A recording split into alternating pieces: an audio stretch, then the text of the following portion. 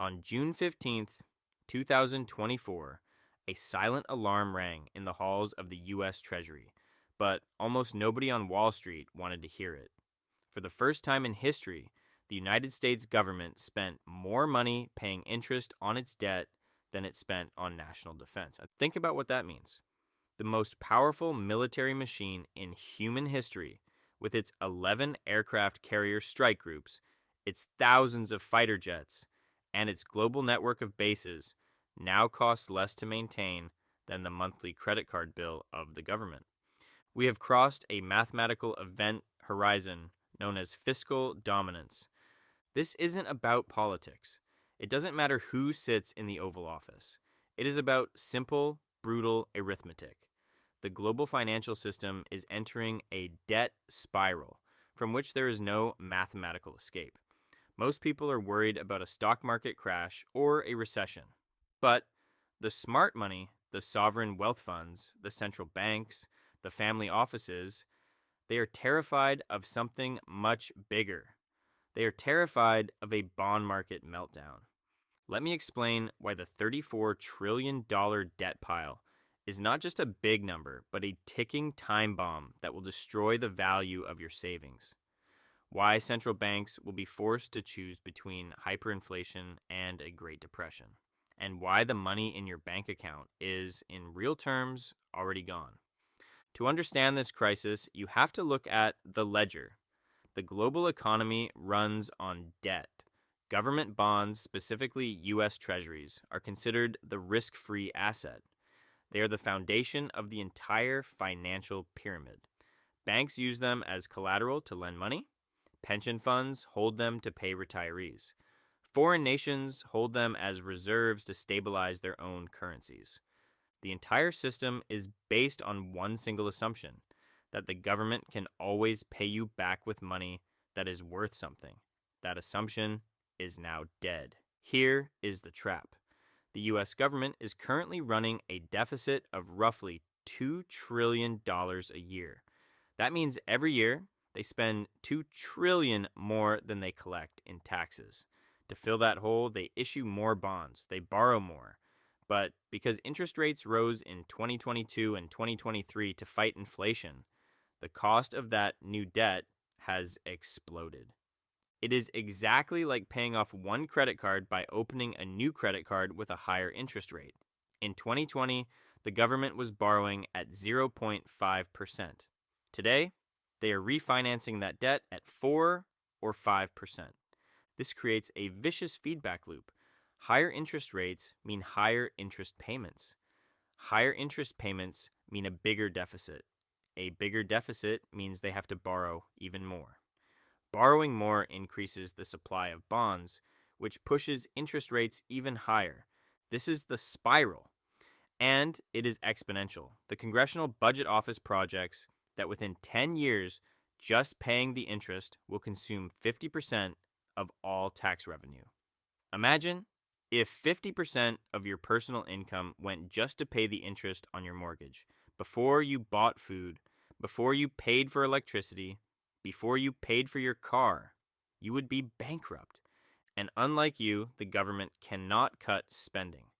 70% of government spending is mandatory. It is Social Security, Medicare, veterans benefits. These are entitlements. If they cut those, there are riots in the streets. If they cut defense, the geopolitical order collapses.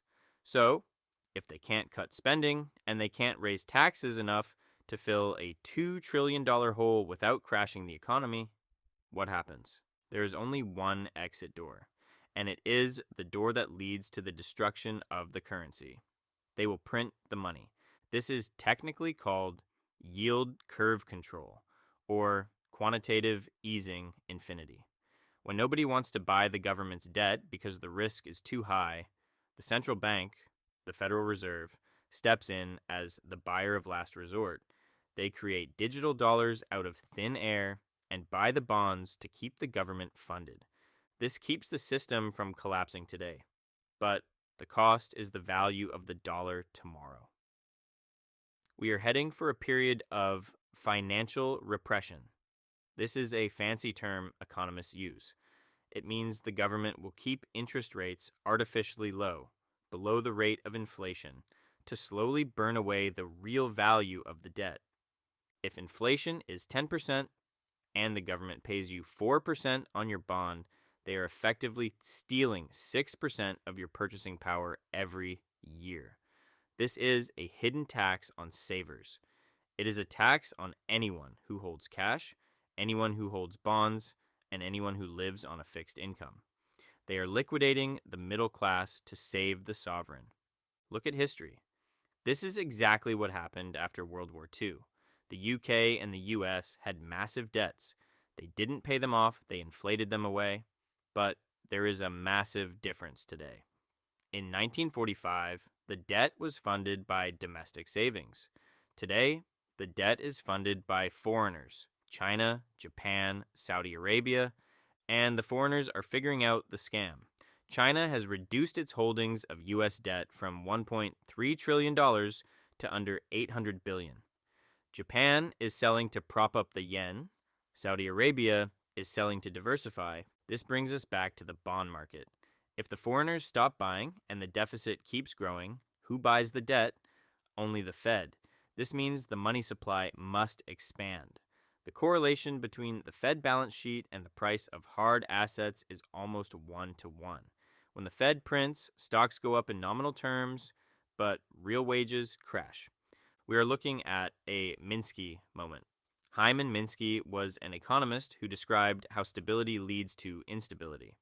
We have had 40 years of a great moderation, falling interest rates, and low inflation. This caused governments to become complacent. They borrowed as if rates would stay at zero forever. Now, the Minsky moment is the sudden realization that the collateral is worthless. What happens when the market realizes that the US Treasury bond is not risk-free, but actually return-free risk? We saw a preview in the UK in 2022. The gilts crisis.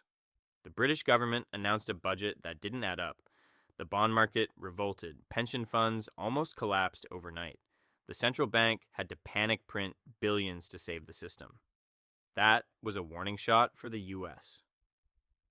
So, what is the endgame? It isn't a Hollywood-style apocalypse where we are eating canned beans in a bunker. It is the Argentiniization of the West. High chronic inflation. A currency that loses 10 to 15% of its value every year. A stock market that goes up in numbers but down in value. Look at the stock market in Venezuela or Turkey. It goes up 100% a year, but if you measure it in gold or milk or energy, it is crashing.